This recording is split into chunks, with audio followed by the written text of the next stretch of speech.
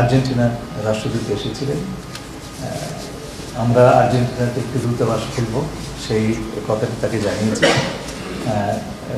তিনি অত্যন্ত আনন্দের সঙ্গে এখানে থাকেন বললেন, 2 বছর ধরে আছেন। বললেন যে আর্জেন্টিনার বাইরে বাংলাদেশ হচ্ছে আর্জেন্টিনার টিমের সবচেয়ে বড় সমর্থক। তো উনি বললেন যে আমরা আমাদের দেশে আপনাদের দেশের যথেষ্ট সুনাম আছে এবং আমরা আমাদের দ্বিপাক্ষিক সম্পর্কের যে কন্টেন্ট সেটা বাড়ানোর চেষ্টা করবো আগামী দিনগুলিতে, বিশেষ করে কৃষি এবং জ্বালানি, সেই সাথে আমাদের তৈরি পোশাক, সব মিলে আমরা একটা উইন উইন সম্পর্কের সূচনা করতে পারি। আমিও তাকে বলেছি এই বিষয়ে বাংলাদেশ সরকার সকল পদক্ষেপ নেবে এবং সম্ভব হলে আমরা একটা দ্বিপাক্ষিকভাবে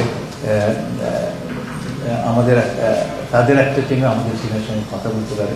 আমরা এই বিষয়ে আগামী মাস 2 এর মধ্যে একটা উদ্যোগ নেব।